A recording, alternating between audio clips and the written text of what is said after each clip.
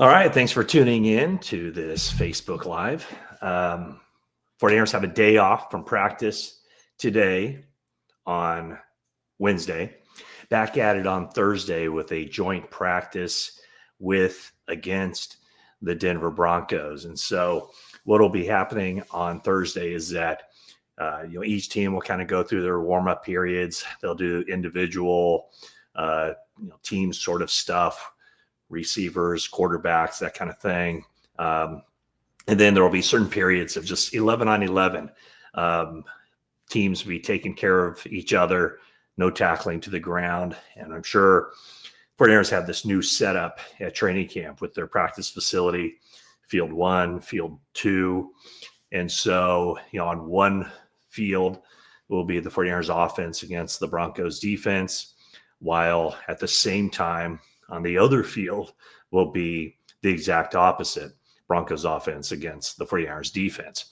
So it's kind of difficult to have your eyes in both spots, especially, again, the way the field configuration doesn't necessarily lend itself very well to watching a whole lot of the action just when it's on one field, let alone on two fields. So 49ers are kind of working their way through figuring out the logistics of how to work with their new field configuration. So from a media standpoint, it's been kind of tough at times to identify, where the passes are going, who's the intended receiver, who's playing defense on any particular play. So it'll be a little bit more difficult on Thursday, but probably the way I'm going to work it with Jennifer Lee Chan, my colleague, is that I'll be on one side of the field. She'll be on the other. So I'll probably be on field 1, which is closest to kind of where we come in from the workroom. So I'll be along that fence. So whichever matchup, 49ers offense or 49ers defense, is on that field, that's where my focus will be during the course of the day. So anyway, wanted to welcome you to, again, this YouTube Live streaming here. In front of me, I'm watching the Giants-Pirates game, so can keep an eye on that while also keeping an eye on your comments. I see some comments coming in, so certainly feel free to ask questions, and we'll get this thing rolling. GC, thank you very much. Hi to you as well. But first thing I want to kind of start off with is why this joint practice is important. And, Kyle Shanahan reiterated what he has said so many times in the past. He reiterated this on Monday when he spoke to the media, is that the joint practices are far more important from the minds of the coaches than the preseason game on Saturday. And a lot of that is because it can be scripted. It can be, it's a controlled environment. If they want to see a player in a specific role or go up against whatever, a certain coverage, or be stressed in a certain way, that can all be part of the practice script. And, certainly the head coaches will get together if they haven't already, to kind of map out what both sides want to accomplish in the practice. And in the past, the 49ers have had 2 practices, back-to-back days. But as Shanahan pointed out, right now, I guess the 49ers numbers are a little bit low. They had, basically their 90-man roster. They're down, almost 20 guys from their 90-man roster. So 2 practices would have been difficult. 1 practice seems about right. And even on top of that, what Shanahan said, and I hadn't thought of this before, is that generally what happens when a team practices 2 days in a row against each other, the team that got the worst end of it the first day usually bounces back with a flurry of fisticuffs, I guess, the next day to try to get back at it. So 1 day of practice. And here are some of the things that I'm going to be looking at when you think of the Broncos coming to town. Man, there are a lot of former 49ers on the Denver Broncos, and some of them new guys new to the Broncos this season. Obviously, Dre Greenlaw, Talanoa Hufanga, but then also guys who have been now in Denver for multiple years, Mike McGlinchey, DJ Jones. On the topic of DJ Jones, when the 49ers drafted CJ West, that was the comp. So CJ West, a very personable guy, as is DJ Jones. I would think that CJ West at some point will be getting together with DJ Jones. Certainly they won't be on the same field because the 49ers defense will be going up against the Broncos offense, but there will certainly be a point where CJ West can introduce himself to DJ Jones and maybe pick his brain and pick up on some stuff. But I don't think Dre Greenlaw will practice on Thursday. I've been told probably he'll take part in individual work, but not during the team activities, the 11-on-11 stuff. A week ago, Dre Greenlaw had a quad injury in practice. I know it's something that's plagued him, not necessarily quad, but just those injuries with the 49ers. He could never really stay on the field for an extended period of time. He had an off-season quad injury with the Broncos in the weight room that basically eliminated his entire off-season program. And then on Thursday of last week, so when they hit the practice field, it'll be a week ago, he had a quad injury. And what Sean Payton said at the time was that he felt a tweak. The scans came back good. So they're going to be smart bringing him back, making sure that they keep him on a schedule that gives him the best chance to be healthy for the regular season. And I would think, so often covering the 49ers, we heard, sometimes you have to protect Dre from himself. And I would imagine that this will be one of those times where rather than risk injury and Dre Greenlaw, if he gets on the field for 11-on-11 stuff against his former teammates, he's going to be fired up and be treating it like a regular season intensity level. So again, don't expect to see Dre Greenlaw on the field taking part in 11-on-11 stuff. I've also been told that Trent Sherfield is out, so he will not practice. Again, former 49er wide receiver, more of a slot guy, not expected to be out there on the practice field on Thursday. Let's see here. So here are some of the things that I'll be looking at, kind of the matchups to watch, if you will, for the 49ers against the Broncos. And this is a good test, I think, for the 49ers, after practicing against each other for the first 2 weeks of training camp. Now another team comes in and it's a new set of challenges just to freshen things up, keep things energetic, and maybe get a good idea of where these guys are going up against another team. And, the Broncos are a good team and they are expected to be, a playoff contender team.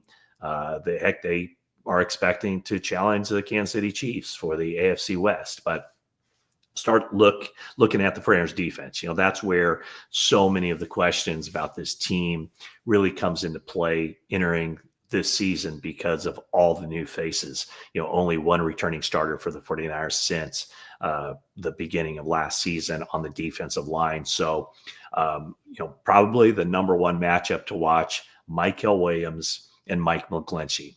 McGlinchey at the right tackle of the Broncos, very good as a run blocker. Maiocco Williams as a defensive end, very good setting the edge in the run game. That'll be a good matchup. And then when Williams moves inside to rush the passer, where he has shown a lot of improvement, according to Robert Saleh, going up against Quinn Miners. Quinn Miners, a really good offensive guard for the Broncos. Another guy, Alfred Collins, for our second round pick against Miners. I don't know that Collins is ready for that matchup. And we've talked about this, that, he did not have the offseason program to kind of hone his skills. He's coming along slowly. And so he might not run much with the 49ers first team defense. Probably best at this point for him to be going up against the Broncos second team, third team offensive line just so he can work on some things, and probably would be more useful for him to go up against not necessarily the Broncos starters. And by the way, the Broncos offensive line considered one of the top 2 or 3 or 4 or 5 offensive lines in all of football. So good test for the 49ers defensive line. That includes Nick Bosa. Nick Bosa going up against Garrett Bowles, another top-notch left tackle in the NFL. So I would expect that Bosa will be out there, but I'm not 100% certain.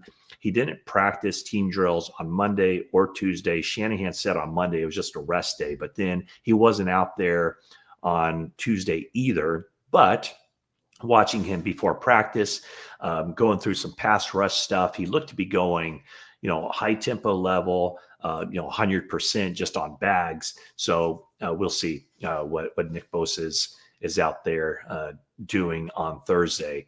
And then another fun matchup should be with Bo Nix slinging the ball around. Cortland Sutton against Diamador Lenore. Lenore missed some practice time last week, but he was back out there on the field this week and looking very good. So those are some of the matchup on the 49ers defense when you look at what they're trying to do, rounding into shape. Oh, one other thing I definitely should mention is Upton Stout. Again, a guy that just has done everything the 49ers have wanted him to since he's been with the team. The Broncos slot guy is Marvin Mims. And so Mims is somebody that, as the slot guy, will be a nice challenge for Upton Stout. Again, Upton Stout has been going up against Russell Gage pretty much every day in training camp. Those guys have seen a lot of each other. They enjoy the competition. It's the veteran Russell Gage against Upton Stout, the rookie from Western Kentucky. And then yesterday during practice, we saw a lot more Upton Stout against Ricky Pearsall in just the one-on-one drill. So on this day, tomorrow, it'll be interesting to see Upton Stout against Marvin Mims, as well as their other slot receiver, Troy Franklin. Yeah, Troy Franklin from Oregon. I believe he's a Bay Area guy. So a good test for Upton Stout. And I just kind of think back to when I asked the defensive backs coach, Daniel Bullocks, I asked him the question this week, how comfortable would you be with Upton Stout being your starting nickel week 1 against Seattle? And his answer was, I get more and more comfortable every day with that idea. So those are some of the matchups we'll be watching on the defensive side. On the other side of the ball, Zach Allen, Dominic Pooney, that'll be a good one. Zach Allen just got paid. Dominic Pooney entering his second year in the NFL, went through a patch where he played outstanding football through the first half and well into the second half of the season. And then I think, as there became more film, got more film on him and teams started looking at him a little closer. He had a couple of games where it wasn't as good, but Pooney's a hardworking guy, takes his job seriously, watches a lot of film, studies a lot. So looking for Dominic Pooney. I know Dominic Pooney is looking for himself to be a more consistent guy week 1 to week 18, and then, the postseason as well. So that's one matchup. Also, I'd like to see Talanoa Hufanga going up against Brock Purdy. Hufanga, was a playmaker for the 49ers. Again, had the injury issues throughout his time with the 49ers, but he'll be kind of laying in the weeds, wanting to pick off Brock Purdy on this day. And then probably the marquee matchup, when you look at just on the outside, singled up on an island, Ricky Pearsall has had a really good training camp. Early on, they were kind of bringing him back slowly as he had the offseason hamstring issue, but he's been healthy, but they just didn't want to take any chances with him. But going against Patrick Surtain should be something that, hopefully those two guys will kind of seek out those matchups for Surtain to look for Pearsall and vice versa. It might not necessarily be that way if Juwan Jennings were out there. Maybe Surtain would want to go up against the bigger body, and Juwan Jennings, a guy who, had 975 yards receiving last year, might have considered that as the better matchup, or at least something that he can really improve upon. But with Ricky Pearsall during training camp, really establishing himself as Brock Purdy's favorite weapon as far as the outside receivers, then that's one to look forward to. Patrick Surtain against Mr. Ricky Pearsall. Okay, so let's take a look and see comments or questions or whatever. We have a lot of engagement here. Thanks so much again for tuning in to this YouTube live. Here's just a comment. Our linebackers have big shoes to fill because Dre Greenlaw set a high standard. No question about it. And right now it looks like D Winters is taking in that job and running with it, certainly more than he did last year. Last year he wasn't the every down linebacker, lining him next to Fred Warner. It was Devondre Campbell until Campbell quit the team later in the year. But Winters has shown some good things in training camp.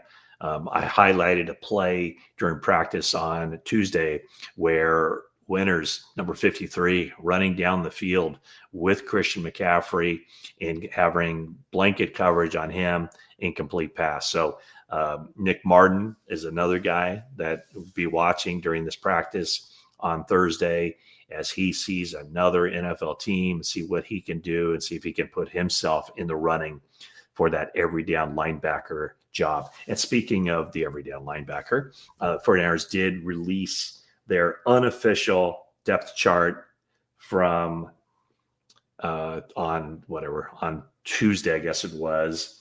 And, I know when I posted that on social media, some people were like, who the heck is Luke Gifford?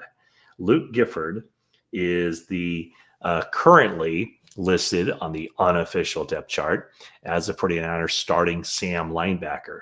So Luke Gifford comes over as a free agent, seen as a very good special teams player. 49ers linebackers have generally looked pretty good as far as Gifford, Chaz Surratt, Curtis Robinson is back, Tatum Bethune finished last season on a strong note, and even the undrafted rookie Stone Blanton have all had their chances and have all made plays on the practice field. So we'll see. I do think that there's a very strong chance that whoever doesn't win the will spot, with more than likely, Nick Martin, I would think that they can. Those spots in a lot of ways are kind of interchangeable, that they would want to get Martin on the field in some capacity, even if it is just on those base downs, but maybe he might be the guy that they slide over to Sam on those first and second downs. All right, just checking out the comments here. I believe the NFC West will be highly competitive. So do I. And I think a lot of that, I think all four teams enter this season with legitimate playoff aspirations. And I think that the win totals for each of those teams are going to be very high.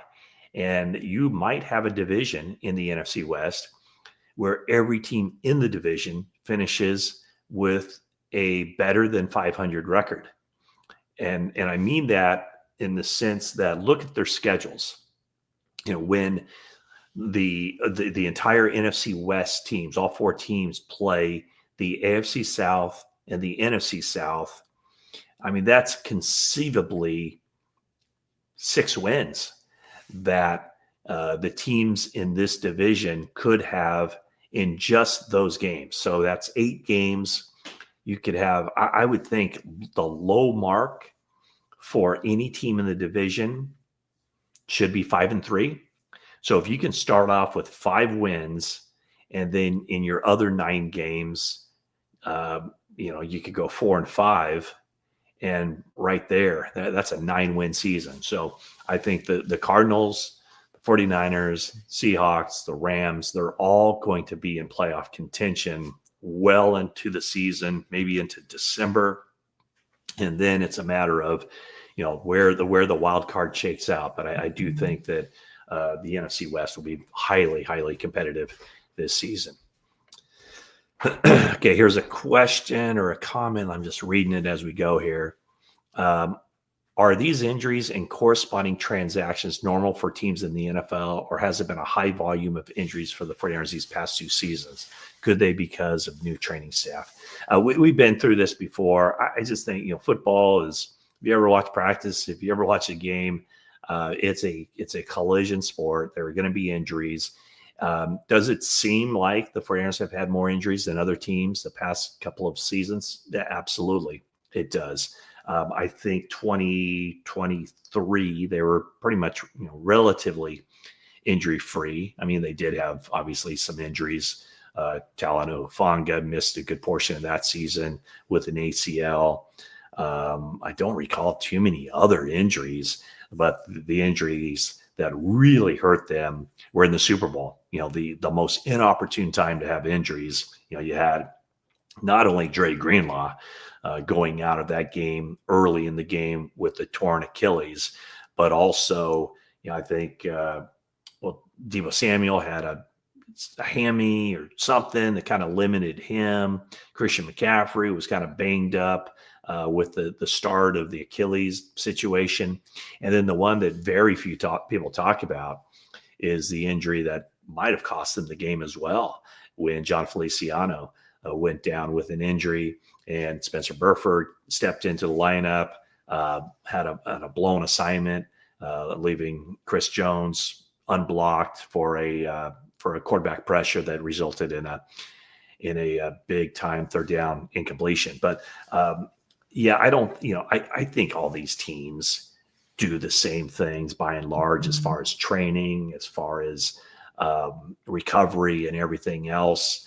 A lot of effort is put into the facilities and, the red light therapy and all that stuff, the cold, hot treatments, all that. So I think all these teams are on the cutting edge of all the medical advances, all the training advances, all the recovery advances.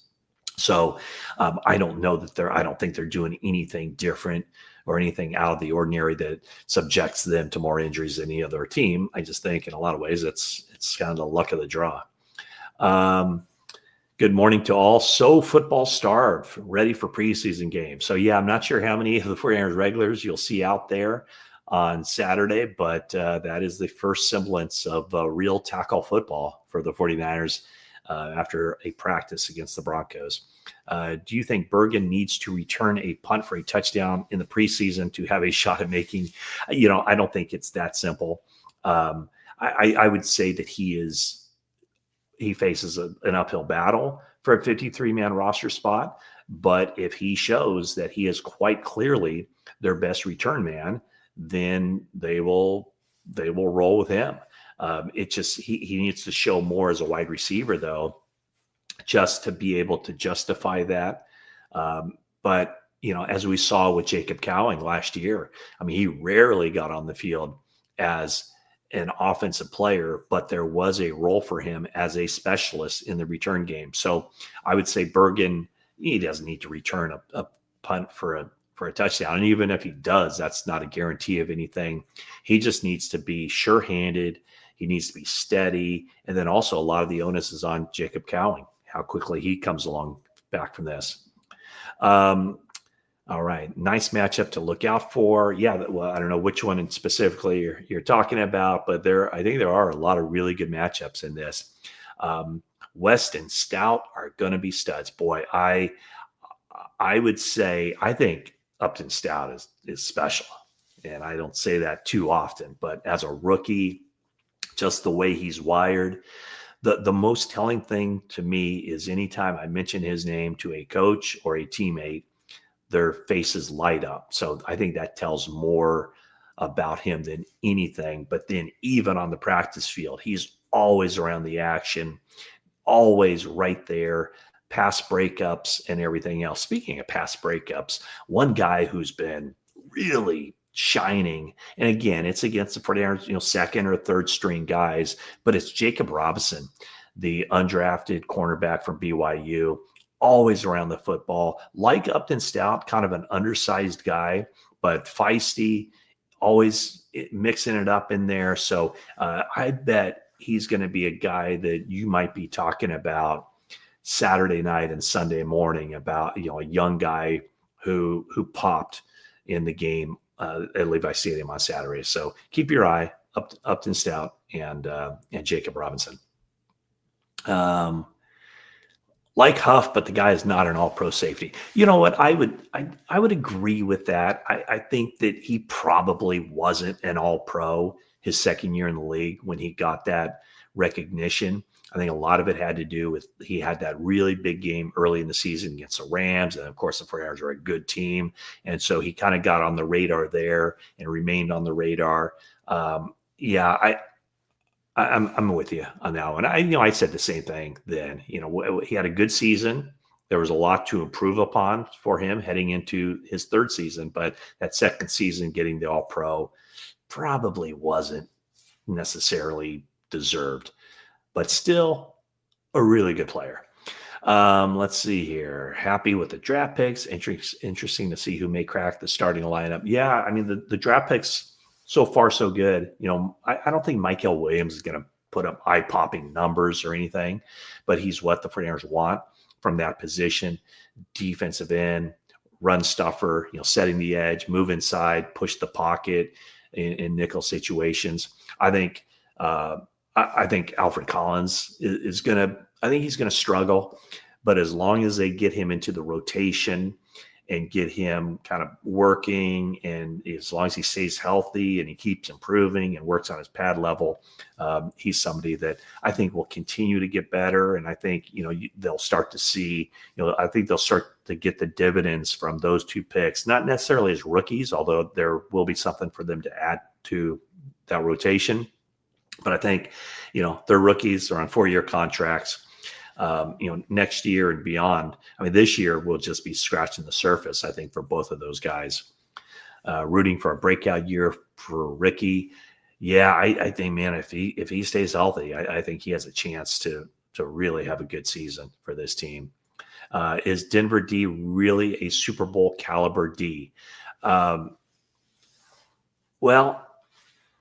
I don't know if the Super Bowl caliber, but I mean, Vance Joseph is a guy that's a highly respected defense coordinator. That's another matchup I didn't talk about as much, but, Vance Joseph's defense going up against the 49ers offense, probably more of a test for the Broncos defense.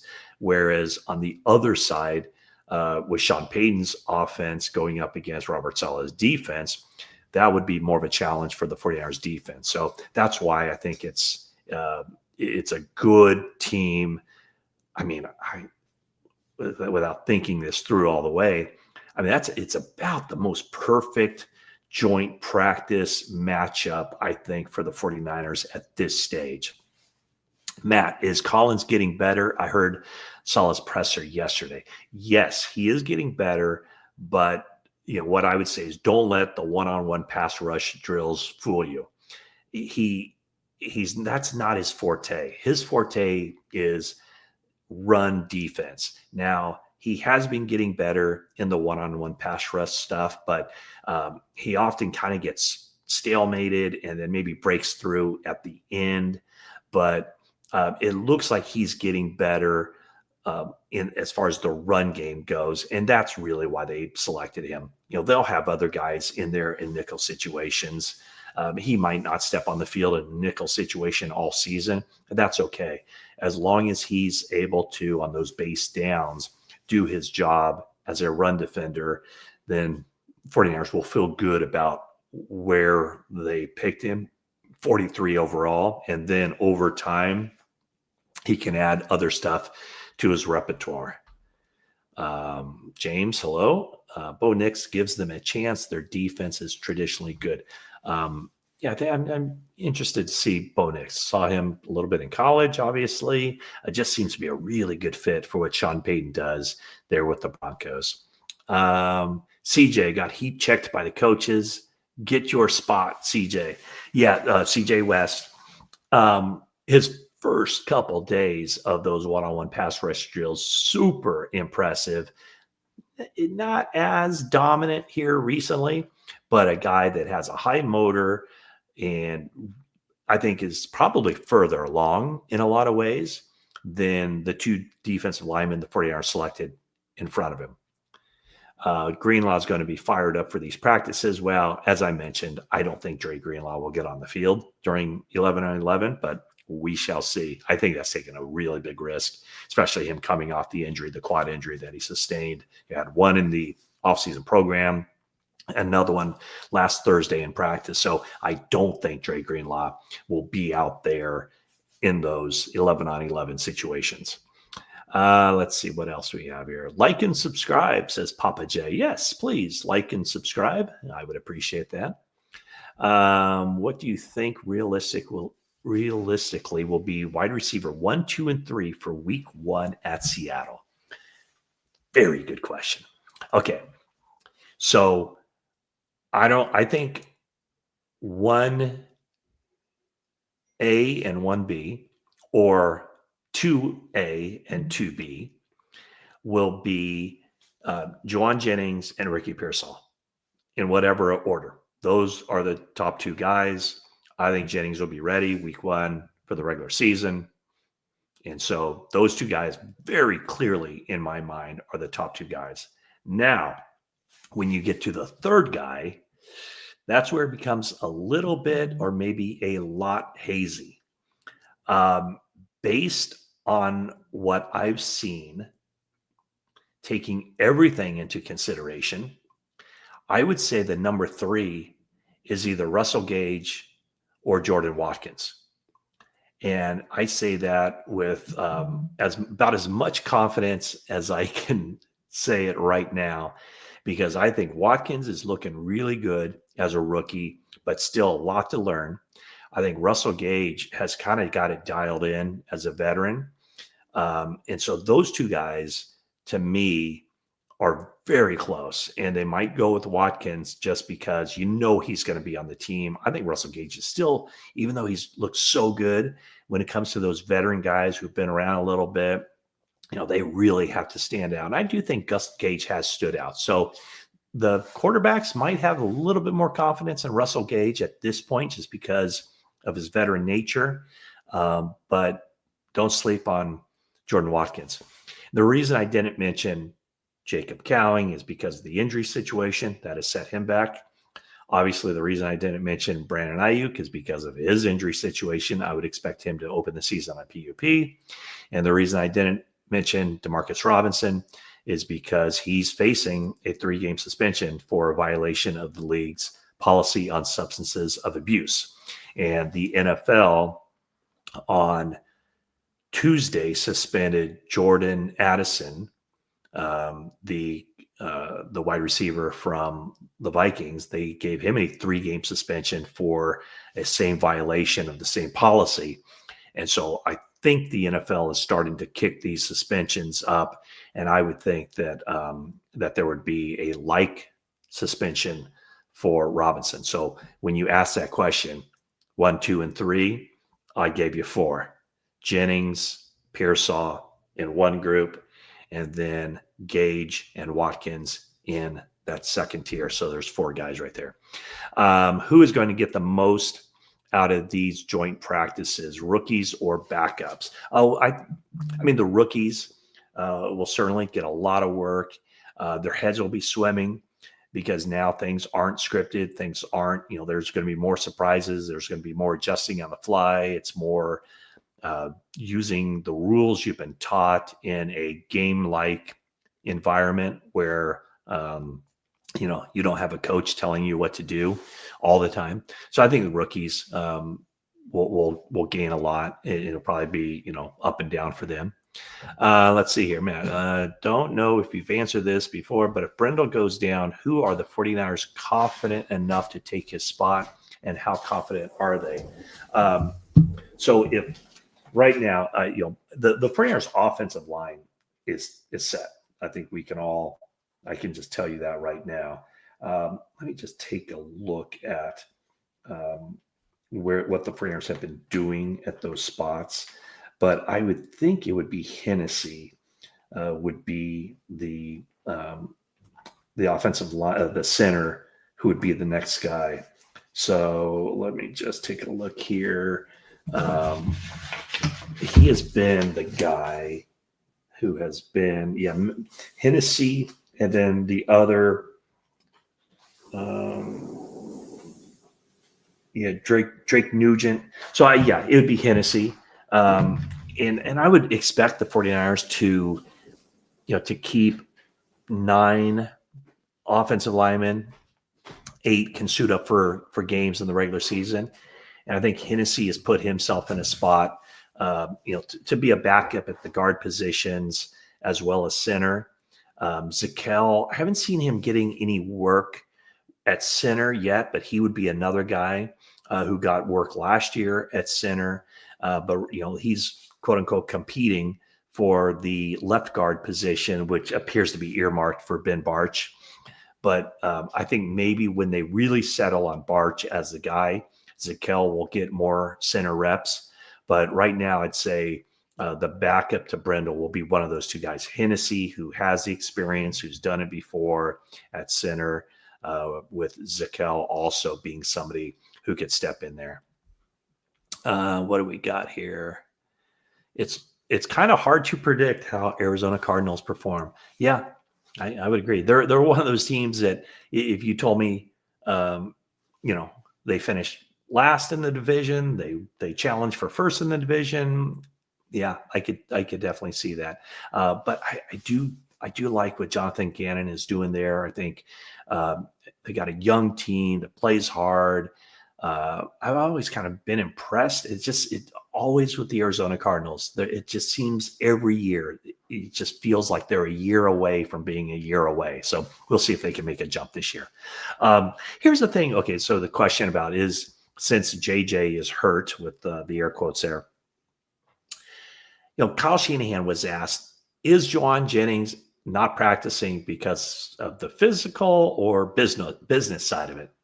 And what Shanahan did say that I think kind of went unnoticed, he said, you'd have to ask Jauan that.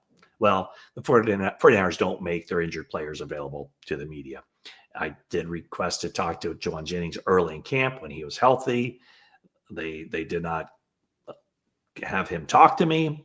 And then he got injured, and now he hasn't talked publicly on the record to any reporters since training camp opened. What Shanahan said after he said, you'll have to ask Jauan, is that he said the calf shows. What that means is that the imaging done on the calf shows that there is something there. So based on that, I do think he is nursing an injury. I don't think it's super serious. I think more than likely with him and his veteran status, they don't have to do much with him as far as on-field work.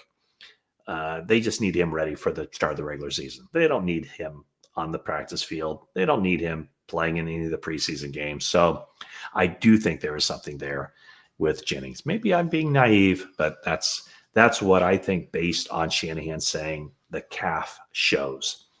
Okay. Any chance, or how soon does Jennings' contract get done? I've reached out to both sides. Neither side is commenting. They just want to deal with this behind closed doors. I do think it gets done. And as far as any chance of the 49ers trading Jauan Jennings, I would put that chance of the 49ers trading him as a 0. Not a chance in hell the 49ers trade Jauan Jennings. Chuck says, smash that like button. Yeah, go ahead and smash that like button, but not too hard. Matt Maiocco, hey, Ty, how you doing? Matt Maiocco, having fun and surviving the Santa Clara sun. Yeah, kind of. Your question, do starters like Fred Warner and Trent Williams participate in the joint practices? Absolutely. In fact, a much better chance that they will participate in the joint practice than the preseason game at Levi Stadium. And the reason that it's controlled reps, risk of injury is less. They can get a lot of work done in a short period of time. Because basically, in a game, one side is only out there for half the game, basically, right? Offense only plays half the game. The defense only plays half the game. In a practice, you got basically 2 games going on at once. So a lot of opportunities for reps, and in a very controlled and, I wouldn't say risk-free, but a setting that lends itself to good practice, good film that they can study, and just good on-field stuff going on. All right. Is there any word on how much and what type of contract Jauan Jennings is seeking? No, but when you look at it, I would think that he would be seeking something, $15 million per year. That would be my guess. I would think the 49ers would be comfortable paying him anywhere from, 11 to 13. Just throwing it out there. I don't know. No one's told me that, but right now it's $7.6 million or whatever he's scheduled to make. There is room there. And, why would the 49ers give him a pay raise? Because if they don't, they're going to lose him next offseason. If they don't sign him to an extension now and he has a good season, then he's out the door next June or next March. Here we go here. What's going on with Bosa? Well, he didn't practice Monday and Tuesday, but yet yesterday, and Shanahan said on Monday, not injury related. He did not practice yesterday, but watching him pre-practice, it was high tempo, high energy reps. So I think he's fine. Because if he wasn't, he wouldn't have been out there working on pass rush drills with the intensity and with the motor that he was showing. And I don't know if you saw it, probably in the last video I did. I put some video up there of him. I've also posted video on my for subscribers on my Instagram account. Here we go. Does Braden Willis make the team? So right now, I would say quite clearly, George Kittle, shocking. I think he makes the team. Luke Farrell will make the team. And then the third, and they've kept 4 tight ends on the team in the past, and that would be Braden Willis, Ross Dwelly, Jake Tongas. So that's 5. So does he make the team? I think so. To me, he's their second best receiving tight end. But that third tight end is also going to be somebody that needs to show up in special teams. So I think when I do my next roster projection, I'll have Willis making the team, and then it becomes either Tongas or Dwelly. So we shall see. What do the receivers look like? I would say it's a work in progress, but the guys that I think, who's your favorite? Who's my favorite receiver? Well, who's looked the best? Well, I mentioned Pearsall, but I'm assuming maybe you're looking for somebody other than him. I think Jordan Watkins is really good, and I like Russell Gage. So those would be my 2. Is Luke Farrell looking good? He's not looking good as a receiver, but he's not here to be a receiver. He's a blocker. So from that standpoint, I think they're getting what they want. How many games do I think that Demarcus Robinson will be suspended? 3. How much do they push the rookies preseason in order to see what they have? A lot. Let's see here. Matt, what's the situation at safety? Situation at safety is Jair Brown had the ankle cleanup procedure in the offseason. That's flared up on him a little bit. Jason Pinnock will be a week 1 starter. And then it's either going to be Jair Brown or Richie Grant. Although Marquise Siegel, heard some good things about him. I don't know if he can put himself in a position to be a week 1 starter. And then at some point, Malik Mustafa will be back. And 49ers have to determine what they want to do at that point. Do you think Gifford will win the number 3 over Martin? I don't. I think it'll be Nick Martin. What else do we have here? Sounds like D. Winters has the upper hand on Nick. What's your early assessment? Just that. I think, D. Winters entering his third camp is ahead of Nick Martin, but I'm not ruling out Nick Martin quite yet. But I do think there's been a little bit of separation there. Marquise Siegel show any signs of making the team? Yeah, I think he'll make the team. I think Marquise Siegel will make the team. The draft picks that I think will have a really difficult time sticking. It's certainly Connor Colby. I don't see him making the team. Practice squad, it's most likely scenario. I think Junior Bergen will have a difficult time making the team. Who else? Those would be the two that come to mind. My guess would be that 9 of the 11 draft picks end up making the team. Was Jennings at practice yesterday? I did not see him. Let's see here. Okay, I'm catching up. Just kind of going through here. We're about ready to wrap this up. I've been yapping away for 45 minutes. So let's see here. Jair Brown has been making some plays, seems poised to bounce back. I would agree with that, but got to get that ankle situation. Is it true that has been more dominant? Pinnock's had a good camp, no question about it. I think Pinnock has a chance to be a good player. He's got the attributes that you look for, and he did tell me a while back, that the one area he feels like he can really improve is just playmaking, getting his hands on the football, generating more takeaways. What else do we have here? Tony, what do you say? We spoke so highly of him as a third-round pick. He needs to play so we can get something for him in return. Otherwise, it's just another wasted third pick. Not sure who you're talking about there because I'm a little bit behind. So this was, 6 minutes ago. I asked, I answered about Luke Farrell. Have the 49ers released a timeline for Mustafa's return to the team? They have not. They've been very careful about not doing that. What else do we have here? Matt, what's your beer of choice? That's a great question. I don't really have a beer of choice because there are so many great craft beers out there.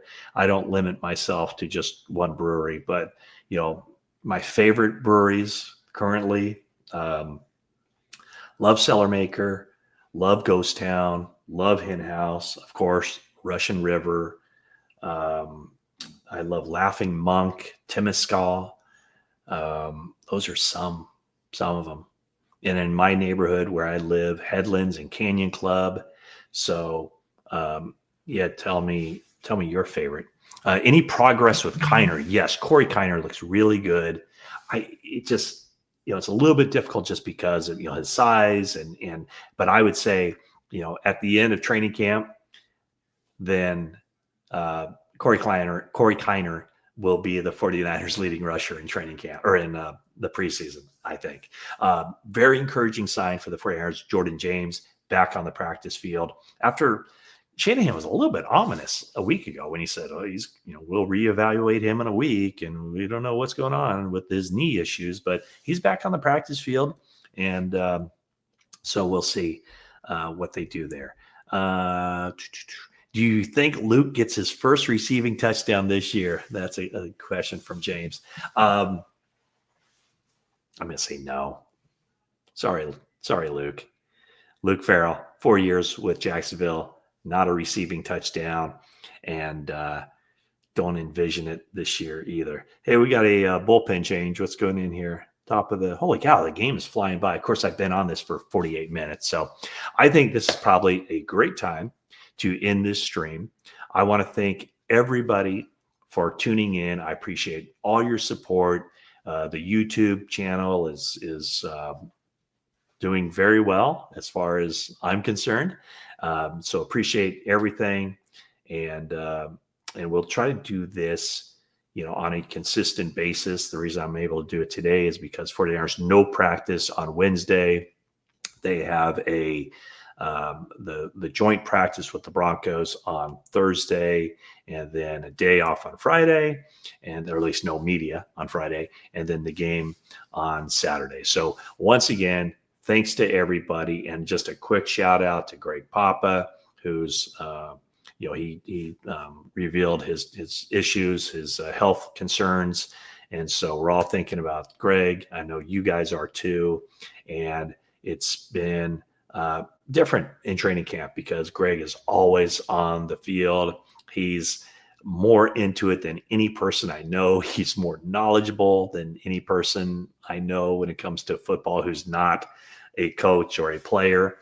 And so just thinking about Greg Papa, I've been in contact with him.